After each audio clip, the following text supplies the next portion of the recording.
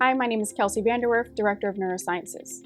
The goal of this Cold Stroke video is to provide staff updates relative to our primary stroke center, which is now capable of performing acute thrombectomy procedures for ischemic stroke. As you know, time is brain when it comes to stroke. We lose about 2 million neurons per minute during an ischemic event. According to the 2018 AHA guidelines, the goal time for door to CT is 15 minutes, however at Mountainside we strive for 10 minutes.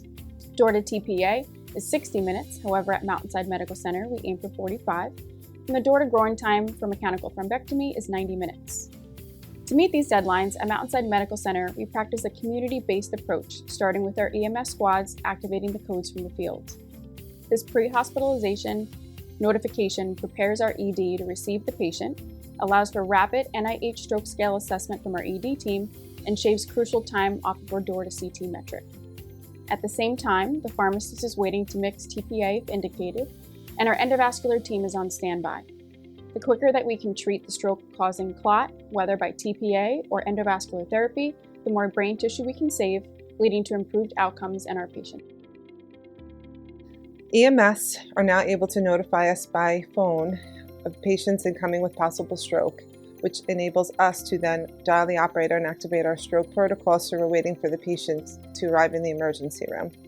We greet the patient by the door. They're greeted by the nurse, the doctor, and a registrar. We do a quick blood sugar. The patient is then transported immediately to CAT scan with the staff, placed on a waiting table. Stat CAT scans of the patient are done. Patient is then placed to a weighted stretcher and then transported back to the emergency room to plan their care. When a code stroke is called, the nurse should go to the nearest nursing station and pick up the orange code stroke packet. Stapled to the front of this packet is the code stroke timeline, which should be completed by the nurses during the code. The goal of this form is to provide a step-by-step for the nurses, including the time metrics for the code. This orange code stroke packet should remain with the patient at all times to ensure that all critical information is transferred throughout healthcare teams. Inside the code stroke packet includes the code stroke policy, TPA policy, algorithms for ischemic and hemorrhagic stroke, as well as intracranial hemorrhage and subarachnoid hemorrhage policies. We're here for our stroke patients in an acute setting. We are trying to enforce RACE evaluation. A RACE score is a score that evaluates patients' symptoms, especially their deficits, face, arm, and leg weakness. And if somebody is RACE positive, we would like EMS to notify us in advance. And when the patient arrives, we're going to do another NIH stroke scale and confirm the patient is RACE positive. And that, if that's the case, the patient is going straight for a CAT scan. And irrespective of their renal function, we are going to do a CT angiogram at the same time to save time and minimize door to CT angio time. IV alteplase is the mainstay of medical therapy for acute ischemic stroke, provided that the therapy is initiated within 4.5 hours of last seen normal time. Because alteplase or TPA is time dependent, it is critical to treat patients as quickly as possible. With that being said, eligibility for the patient should be confirmed. Inclusion criteria includes that the patient should be at least 18 years of age. There's a clinical diagnosis of stroke with measured neurological deficit. Major exclusion criteria include intracranial bleed, recent surgery, a patient being on anticoagulation, and other things like the blood pressure and blood glucose need to be checked. The blood pressure should not be more than 185 systolic or 110 diastolic.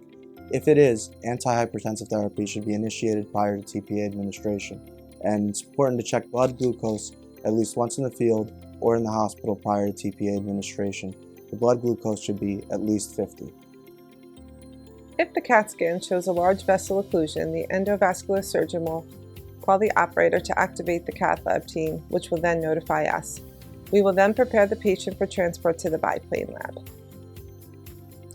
Patients who have large vessel occlusions, such as a blood clot in infernal carotid artery, anterior cerebral artery, middle cerebral artery, or its early bifurcations, or a basilar artery, are sometimes candidates for endovascular mechanical thrombectomy.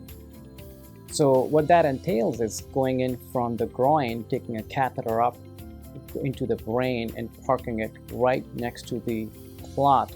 And there are a few ways we can retrieve that clot Sometimes we can do suction mechanical thrombectomy or deploy a stent retriever, which is essentially a stent deployed distal to the clot in order to engage the clot, and then is left there for a few minutes and then retrieved out of the body in order to recanalize the occluded artery.